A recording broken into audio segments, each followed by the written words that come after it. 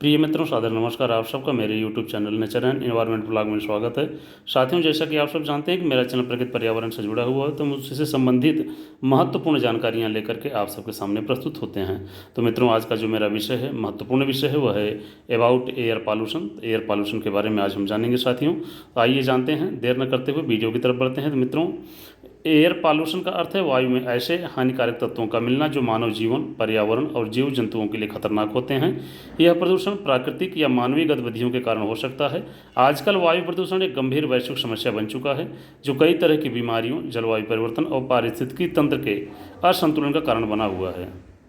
तो साथियों, वायु प्रदूषण के कई कारण होते हैं, जिनमें मानवीय गतिविधियां प्रमुख होती हैं, जैसे कि यातायात से होने वाला प्रदूषण, वाहनों से निकलने वाली गैसें जैसे carbon monoxide, nitrogen oxide, hydrocarbon वायु को प्रदूषित करती हैं। बढ़ती हुई वाहन संख्या, खासकर बड़े शहरों में, इस समस्या को और बढ़ा रही है। साथियों, यह गैसें वायुमंडल में मिलकर स्मॉग और ऑक्सीजन की कमी जैसी समस्याएं पैदा कर रही हैं। औद्योगिकीकरण, भारी उद्योगों, कारखानों और बिजली संयंत्रों से निकलने वाले धुआं और रसायन वायु प्रदूषण के प्रमुख कारण होते हैं। साथियों, सल्फर डाइऑक्साइड, नाइट्रोजन डाइऑक्साइड और अन्य हानिकारक गैसें वातावरण में घुलकर वायु प्रदूषण को बढ़ाती हैं।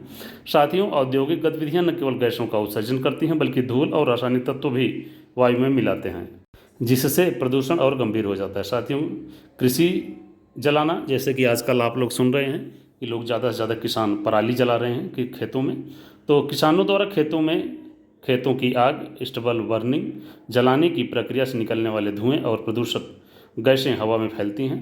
कृषि में पेस्टिसाइड और उर्वरकों का अत्यधिक प्रयोग भी वायु को प्रदूषित करता है, जिससे हवा में अमोनिया, NH3 और अन्य हानिकारक रसायन मिलते हैं। साथियों, गृह जलन, घरों में खाना पकाने के लिए लकड़ी, कोयला, गोबर आदि जलाने से निकलने वाले धुओं से वायु प्रदूषित होता है। यह समस्या ग्रामीण क्षेत्रों में पाई जाती है। साथियों, कुकिंग गैस, LPG के अलावा पारंपरिक ईंधन का जलना स्वास्थ्य के लिए भी हानिकारक है। वनों की कटाई, तो मित्रों, वनों की कटाई से न केवल पर्यावरण को नुकसान पहुंचता है, बल्कि कार्बन डाइऑक्साइड को अवशोषित करने की क्षमता भी घट जाती है। साथियों, इससे कार्बन डाइऑक्साइड की मात्रा बढ़ जाती है, जो ग्लोबल वार्मिंग और जलवायु परिवर्तन की ओर बढ़ता है। मित्रों, प्राकृतिक कारण, ज्वालामुखी विस्फोट और प्राकृतिक आग भी प्रदूषण का कारण बन सकते हैं, लेकिन इसकी मात्रा मानवीय गतिविधियों के मुकाबले बहुत कम है।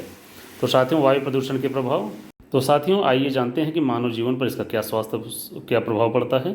तो मानव स्वास्थ्य पर क्या प्रभाव पड़ता है, आइए जानते हैं। पहला, सांस की बीमारी।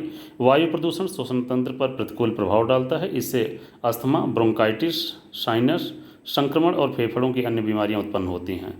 हृदय रोग, प्रदूषण से हृदय की धमनियों में सूजन और रक्त संचार में रुकावट आती है, जिससे दिल की बीमारी हो सकती है। मस्तिष्क पर प्रभाव, लंबे समय तक प्रदूषण में सांस लेने से मानसिक स्थिति पर भी असर पड़ता है। यह मनोवैज्ञानिक समस्याओं जैसे चिंता और अवसाद को भी बढ़ा सकता है। कैंसर, वायु में मौजूद रसायन जैसे बेंजीन डाइऑक्साइड और फॉर्मल्डिहाइड कैंसर का कारण बन सकते हैं। साथियों, प्रजनन स्वास्थ्य पर असर, वायु प्रदूषण गर्भधारण में समस्या पैदा कर सकता है और नवजात शिशु की स्वास्थ्य समस्याओं का कारण भी बन सकता है। साथियों, जलवायु परिवर्तन, क्लाइमेट चेंज, वायु प्रदूषण में योगदान करने वाले ग्रीन हाउस गैसें जैसे कार्बन डाइऑक्साइड, मीथेन पृथ्वी के तापमान को बढ़ा देती हैं, जिससे जलवायु परिवर्तन की समस्या और बढ़ जाती है। साथियों, प्रदूषण की वजह से ग्लोबल वार्मिंग, ध्रुवीय बर्फ का पिघलना और समुद्र स्तर का बढ़ना जैसी समस्याएं उत्पन्न होती हैं।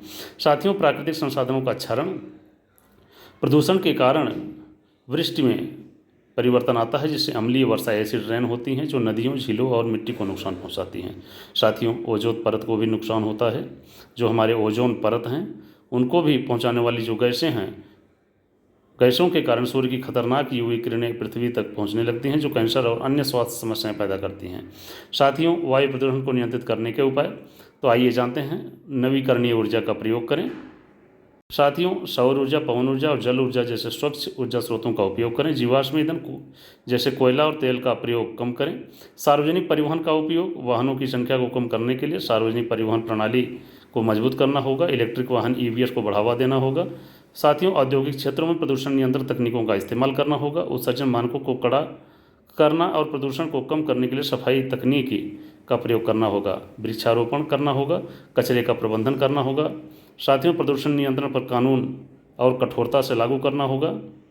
तो साथियों, वायु प्रदूषण एक गंभीर समस्या है जिसे केवल सरकार और औद्योगिक क्षेत्र के प्रयासों से नहीं बल्कि हर नागरिक के योगदान से हल किया जा सकता है। व्यक्तिगत जिम्मेदारी, नीतिगत निर्माण और तकनीकी विचारों के माध्यम से इस समस्या को नियंत्रित किया जा सकता है। हमें अपने जीवन शैली में छोटे छोटे बदलाव के साथ प्रदूषण को कम करने का प्रयास करना होगा ताकि हम एक स्वस्थ और सुरक्षित पर्यावरण का निर्माण कर सकें। जय हिंद, जय भारत।